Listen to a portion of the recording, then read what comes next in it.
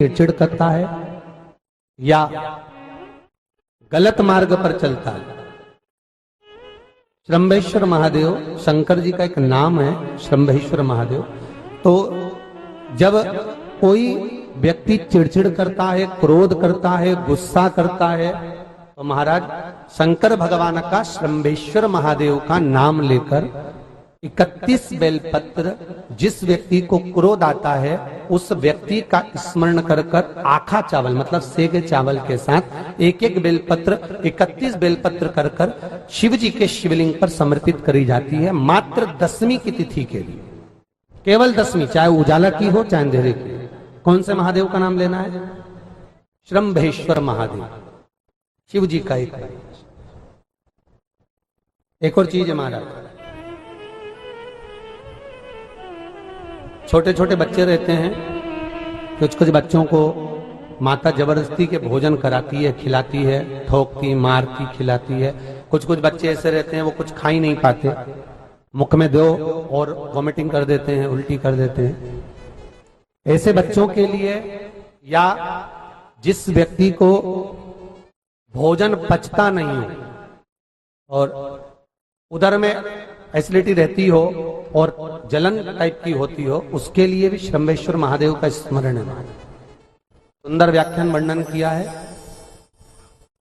श्रंभेश्वर महादेव के ठीक सामने अर्थात भगवान शंकर के किसी भी शिवलिंग के सामने एक तांबे के लोटे में जल रख लीजिए, उस जल के अंदर 3 बेलपत्र डाल दीजिए, एक पीपल का पत्ता डाल दीजिए। महाराज शमी के 11 पत्ते कलश को छुआकर शंकर भगवान के शिवलिंग पर श्रंभेश्वर महादेव के नाम से चढ़ा दीजिए। उस जल को उठाकर ले आइए, एक रात्रि तक घर के अंदर रखना है। उस जल को श्रंभेश्वर महादेव का नाम लेकर जिस व्यक्ति को एसिडिटी होती हो या उदर खराब रहता हो या भोजन नहीं पचता हो या पेट से जुड़ी हुई प्रॉब्लम हो या बच्चों को भोजन कराते हैं और वो वोमिटिंग कर देते हो, ऐसे बच्चे को या भोजन नहीं भा रहा हो ऐसे व्यक्ति को उस जल को सुबेरे दोपहर शाम 3 बार श्रंभेश्वर महादेव का नाम लेकर आचमन कराना प्रारंभ कर दो, पिलाना चालू कर दीजिए। 3 या 4 दिन पिलाओगे, अपने आप उदर में भी आनंद रहेगा, बच्चा भोजन करना भी प्रारंभ कर देगा। श्रंभेश्वर महादेव। शमी का पौधा ऐसा होता है जो योनियों में, वृक्ष की योनि में अंतिम योनि पर लाकर रुक जाता है। कौन सा? शमी। इसलिए पंचदशमी पंच शनि पूजन की महत्वता होती है। क्यों कहा जाता है कि अगर कोई आपको ज्यादा परेशान कर रहा है, बहुत टेंशन दे रहा है, बहुत ज्यादा अगर वो इतना हताश हो गए कि आपने सोच लिया अब तो मर जाऊं तो अच्छा है, इसका नाम लिख जाऊं, ये सब चीज करने से अच्छा है 5 दशमी। दशमी जानते हो? 5 दशमी, कोई सी भी 5 दशमी आप चुन लीजिए, परंतु वो दशमी अमावस्या के पहले वाली नहीं होना चाहिए, वो पूर्णिमा के पहले वाली दशमी। 5 कोई सी भी दशमी पर शमी के वृक्ष के नीचे जाइए, घी का दीपक लगाइए, शुद्ध जल तांबे के पात्र में लेकर जाकर अर्पित करिए। पहले दीप जलाना, उसके बाद शमी के पौधे में जल डालना और पौधे उस वृक्ष के नीचे बैठकर जल चढ़ाकर वहीं पर एक चावल का दाना समर्पित कर कर बाबा से प्रार्थना करना कि बाबा मुझे बहुत कष्ट है, ये मेरा एक तकलीफ मुझे दे रहा है, बस आप मेरी तकलीफ को दूर करना। शिव की ऐसी कृपा होगी। 5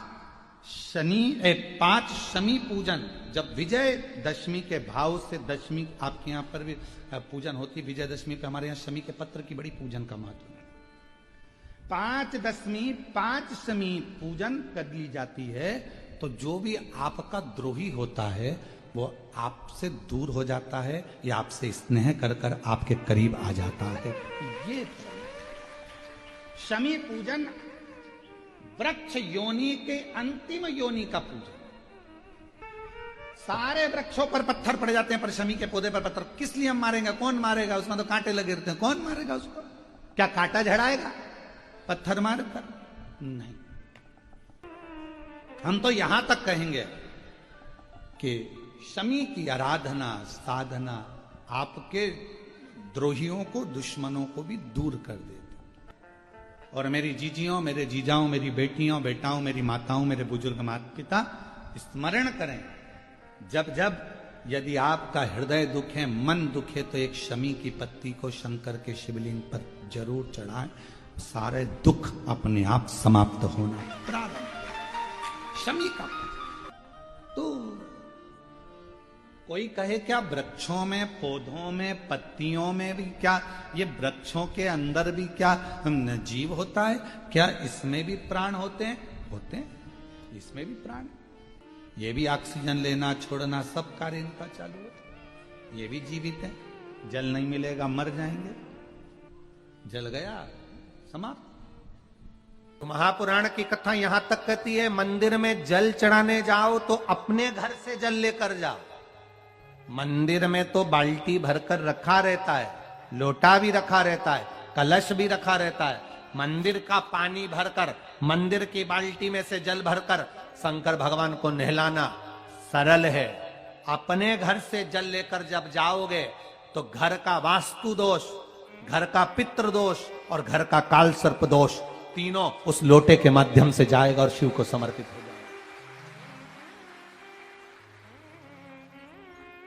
आज फिर निवेदन करूंगा, इस नेपाल देश की पावन धरा से डोलेश्वर महादेव की कथा में निवेदन करना चाहूंगा, जो बेटा बेटी नौकरी के लिए अप्लाई कर रहे हैं, जो बेटा बेटी चाहे सरकारी नौकरी हो, प्राइवेट नौकरी हो, सर्विस के लिए अप्लाई कर रहे हैं, उन बेटा बेटियों से निवेदन है, दुर्वा शिव जी को समर्पित कर कर केवल दूब जानते हो ना, दुर्वा सब जानते हैं। दुर्वा जो माला पिनाई थी उसमें बहुत सारी लगी थी, पढ़ी है यहाँ, बताना जरा।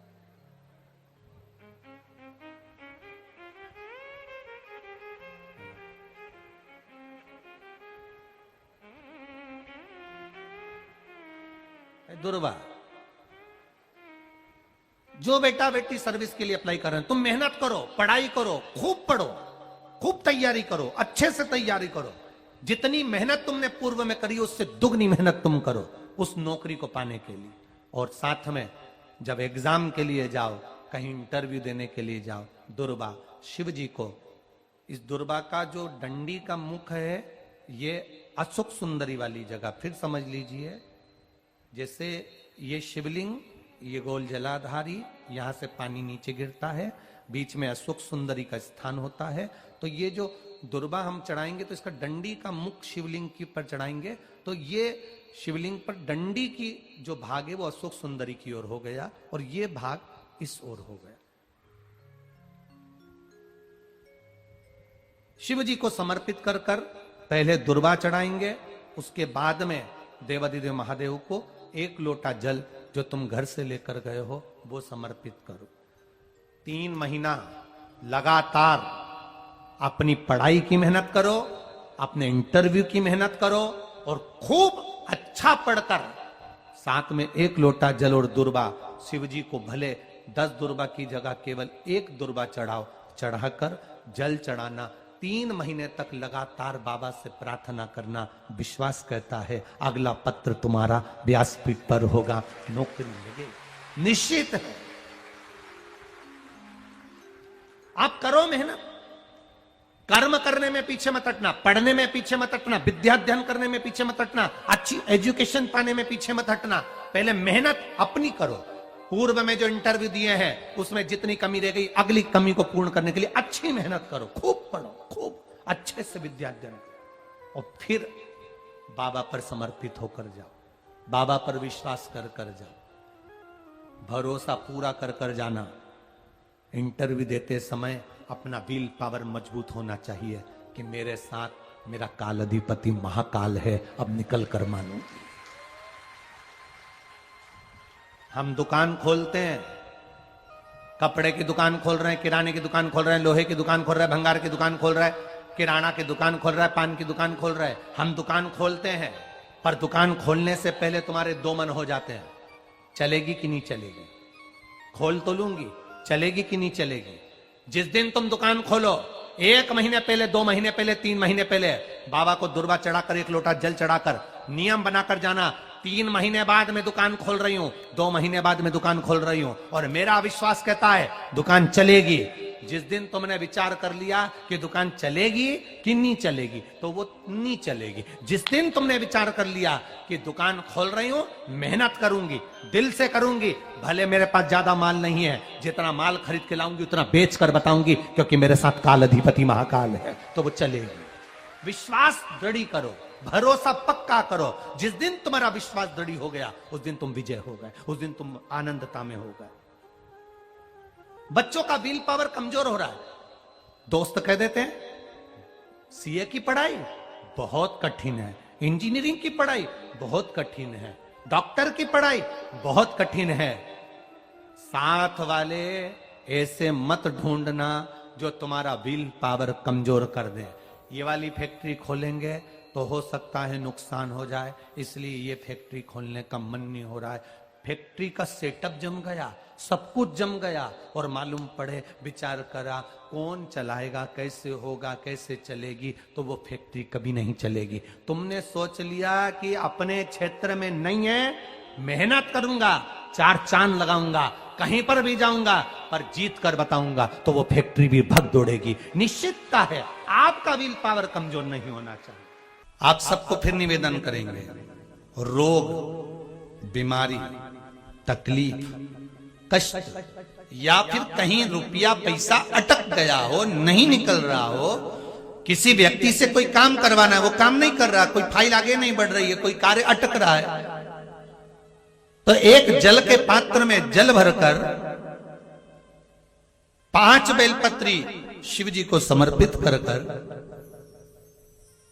कुंदकेश्वर महादेव का नाम लेकर एक सफेद पुष्प बेलपत्री के ऊपर जो शिव जी को चढ़ाई है उस पर समर्पित कर जल जो लेकर गए हो, अपनी उस कामना को कर कि मेरा ये कार्य अटक रहा है, ये कार्य नहीं हो रहा, कुंदकेश्वर महादेव का नाम लेकर धीरे धीरे जल की धार चढ़ाइए। और एक बात हमेशा याद रखना, फिर निवेदन कर रहे हैं, अच्छे से समझ लेना, शंकर जी पर जब जल चढ़ता है, शिव जी का जब अभिषेक होता है, शंकर जी पर जब जल चढ़ाया जाता है, दूध चढ़ाओ, जल चढ़ाओ, कुछ भी चढ़ाओ, पर एक बात का स्मरण अपने जीवन में होना कि इतने ऊपर से मत चढ़ाना कि जल चढ़े और छींटे आपके ऊपर। बहुत ध्यान दीजिएगा।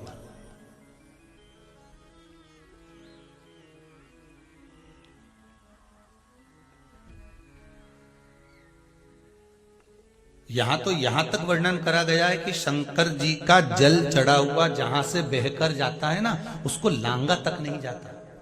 यहां लांगते हैं क्या? नहीं ना, परिक्रमा भी करेंगे तो वहीं से लौट कर वापस इधर जाएंगे। शिव जी का जहां से जल बहकर जा रहा हो, चढ़ा हुआ जल जहां से बहकर जा रहा हो, उसको लांगा तक नहीं जाता। और कई लोग बड़े बड़े आनंद में शंकर जी पे इतनी ऊपर से जल चढ़ाएंगे तो वो छींटे पूरे अपने ऊपर आना चाहिए, शरीर पर आना चाहिए। नहीं नहीं, उसका दोष है महाराज, उसका दोष है।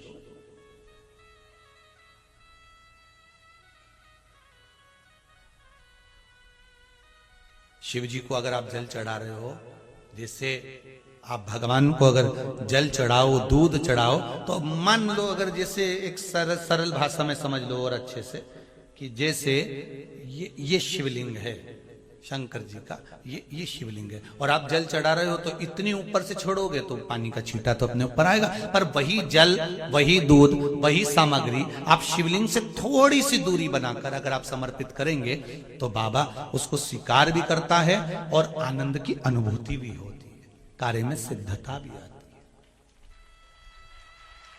कार्य में उसकी सिद्धता भी। अब तुम तो ऊपर से छोड़ रहे हो जिससे वो पानी तुम्हारे ऊपर ही आए, तो वो एक अलग प्रसंग है, बोलिए एक अलग विषय।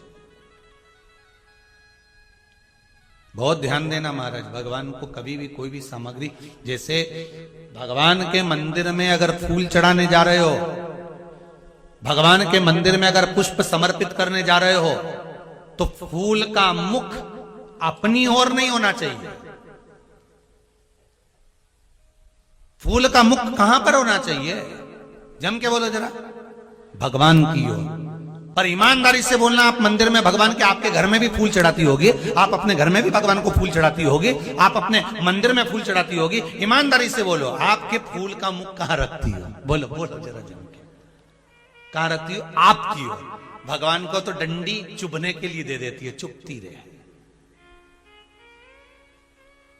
भगवान को डंडी तो आप चुभने के लिए दे देती हो, और फूल का जो मुख है वो अपनी ओर कर लेती हो। पर हमारे यहाँ शिव महापुराण की कथा कहती है, शंकर भगवान का संबोधन करता है। शिव महापुराण कहती है कि भगवान को आप ये पुष्प का जो भाग है वो शिव जी को दीजिए, वो शंकर को चढ़ाइए, डंडी का भाग अपनी ओर।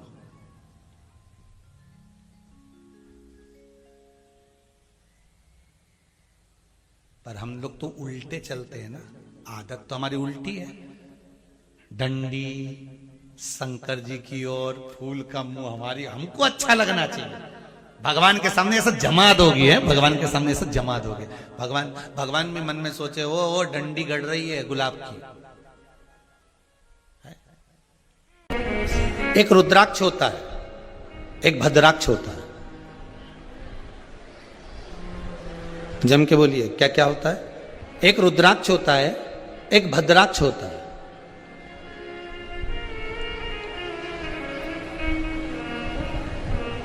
दोनों में एक अंतर होता है, एक अंतर होता है। रुद्राक्ष पूर्ण तरह से गोल होगा, पूर्ण तरह से उसकी आकृति जो होगी वो गोल होगी, और भद्राक्ष की जो आकृति होती है वो पूर्ण तरह से गोल होते होते एक जगह से थोड़ा बैठक आ जाती है उसमें, भद्राक्ष।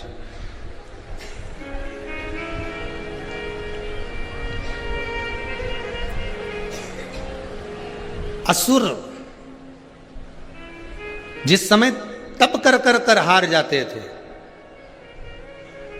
असुर जब साधना करते करते हार जाते थे और भगवान का आशीर्वाद नहीं मिलता था, भगवान का कोई वर प्राप्त नहीं होता था, भगवान से कोई आशीर्वाद मिल नहीं पाता था, जब सब जगह से हार जाते थे, तब असुर शंकर जी द्वारा निर्मित उसी रुद्राक्ष का एक क्रम भद्राक्ष का स्मरण करना प्रारंभ कर देते।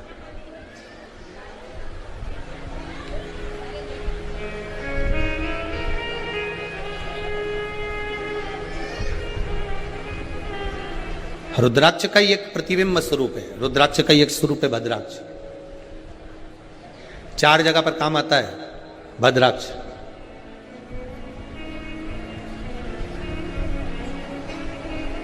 महाराज, उधर इस पेट से जुड़ी हुई जो भी परेशानी हो, जितनी परेशानी पेट से जुड़ी हुई, चाहे उदर के अंतर्गत कोई गांठ पड़ गई हो, कोई थैली में गांठ पड़ गई हो, महाराज डॉक्टर बोल रहा है कि इसका ऑपरेशन कराना पड़ेगा, या पेट से जुड़ी जितनी आदिक जितनी भी बीमारियां हो जाती, भद्राक्ष उस जगह पर काम आता है। केवल 3 दिन तक भद्राक्ष का जल, भद्राक्ष जो है पानी में उसको डाल दिया जाता है, और भद्राक्ष का जल शंकर पर ना चढ़ाकर केवल अशोक सुंदरी वाली जो जगह होती है, आपको पहले भी वर्णन किया अशोक सुंदरी की जगह का, कि जैसे ये शिवलिंग है, ये जलाधारी है गौल, और इसके सामने जो चरण है जहां से पानी नीचे गिरता है बाबा का, उत्तर दिशा की ओर जाता है, तो बीच में एक मोटी सी जो लाइन होती है वो अशोक सुंदरी की जगह होती है। भद्राक्ष का जो जल होता है वो शंकर पर न चढ़ाकर अशोक सुंदरी वाली जगह पर चढ़ा दिया जाए, और उस जल को झेल कर लाया जाए, और उस जल का पान, अगर उदर में कितनी भी प्रॉब्लम चल रही हो, उदर में जुड़ी हुई कितनी भी परेशानी चल रही हो, मात्र 3 दिन भी अगर भद्राक्ष का पानी अशोक सुंदरी वाली जगह पर चढ़ाकर उसको पी लिया जाए, तो मात्र पहले दिन से ही आराम मिलना प्रारंभ हो जाता। भद्राक्ष के जल का इतना स्मरण,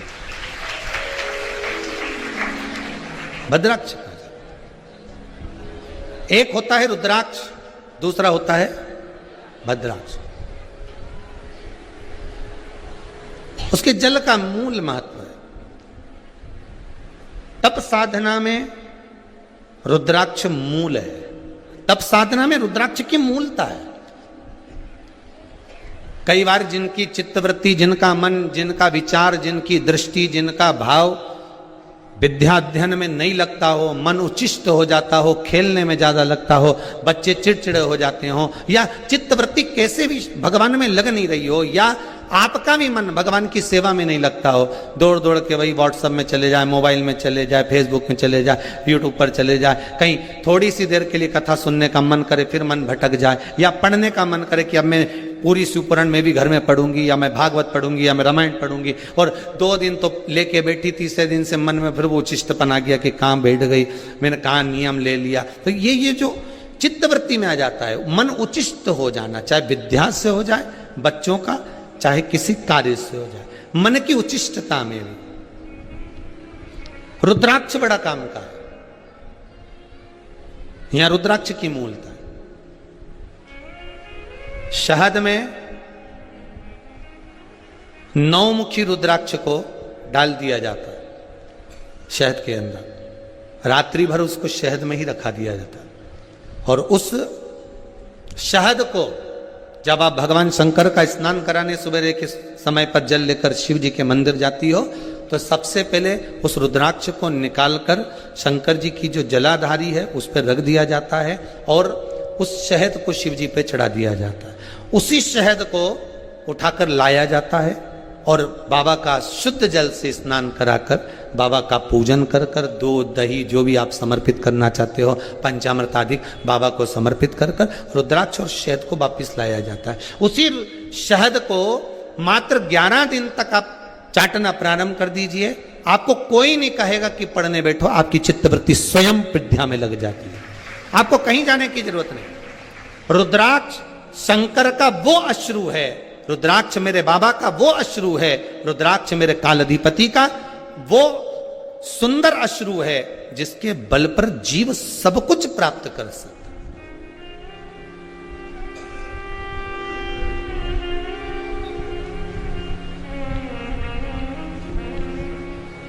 सब कुछ मिल सकता है।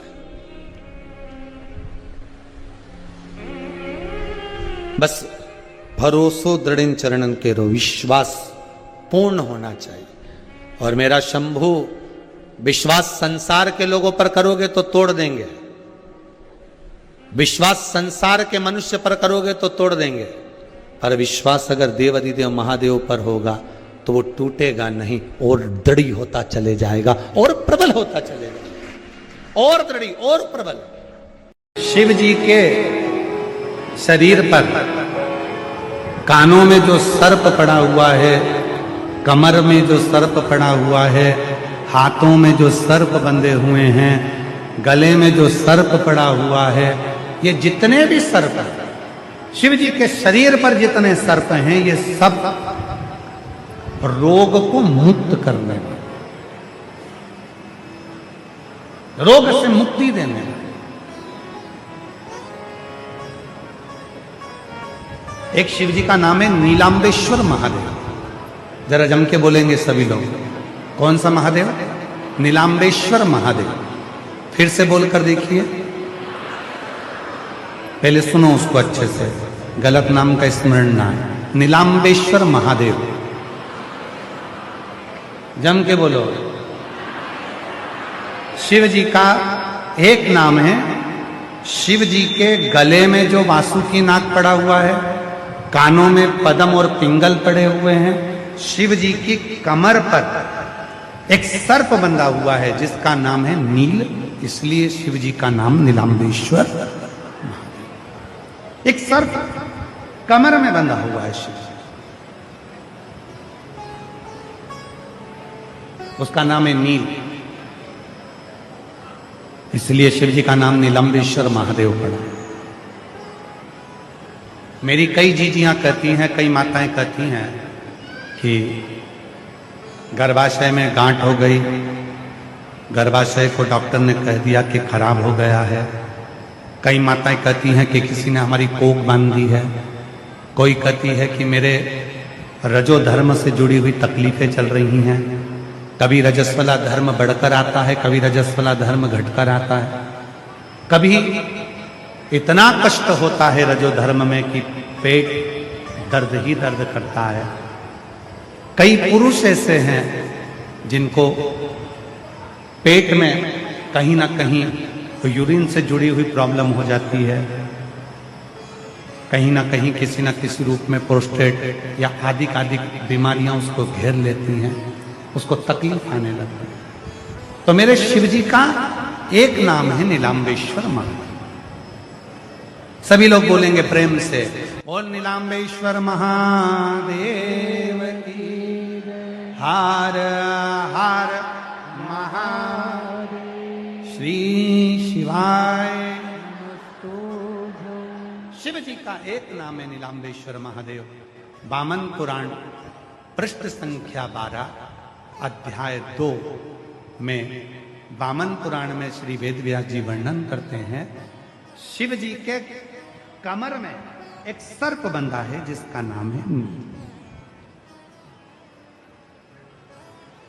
नील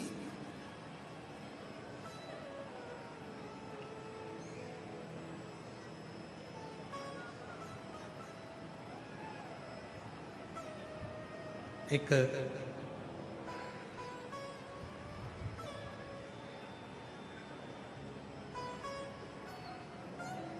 जैसे बेलपत्री है, ध्यान दीजिएगा, थोड़ा सा स्मरण करिए।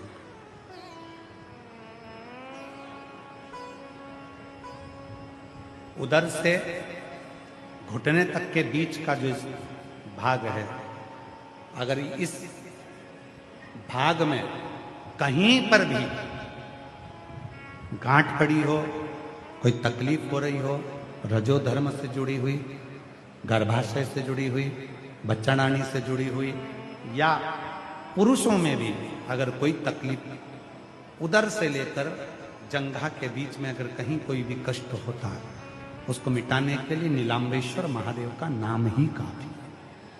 बेलपत्र का मध्य का जो हिस्सा है, थोड़ा ध्यान दीजिएगा, ये जो बेलपत्री का पत्ता है और नीचे के जो 2 पत्ते हैं, बीच वाले पत्ते और बीच के पत्ते के 2 पत्तों के बीच में थोड़ी सी जो जगह दिखती है आपको, बेलपत्री की थोड़ी सी जगह दिख रही है। इस थोड़ी सी जगह में दुर्वा को रखकर, दुर्वा के साथ में नीलांबेश्वर महादेव के नाम से शिव जी के ऊपर केवल एक ही पत्ते को 7 बार नीलांबेश्वर महादेव, नीलांबेश्वर महादेव, नीलांबेश्वर महादेव 7 बार शिवलिंग के ऊपरी मुख, जो 5 मुख हैं शंकर भगवान के 5 मुख, फिर वो कल वाली बात, एकानंद पंचानन राजे, भोले पंचानन राजे। और वह 5 मुख शंकर भगवान के, पूरब पश्चिम उत्तर दक्षिण, और एक मुख शिव जी का आकाश में।